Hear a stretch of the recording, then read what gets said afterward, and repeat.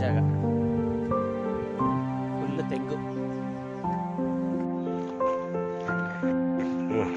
ಮಾಡೋದು 1 ಎಕರೆ 9 ಗುಂಟೆ ಜಾಗ ಇದೆ. ಎಲ್ಲ ಮಾವು, ನಿಂಬೆ, ಅಡಿಕೆ. ಇದು 450 ಅಡಿಕೆ, 10 ಒಳ್ಳೆ ಬಿಡುತ್ತೆ.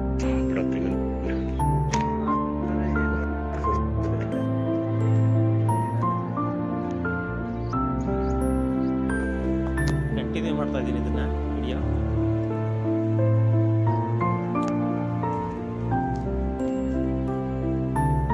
ಎಷ್ಟು ಸಾವಿರ ಸಿಗ್ತವೆ ಎಳ್ಳೆ ಗಿಡ ಎಲ್ಲ ಒಂದ್ಸಲ ಕೊಯ್ದ್ರೆ ಎಳ್ಳೆ ಎಷ್ಟು ಸಿಗ್ತವೆ? ಓಹೋ,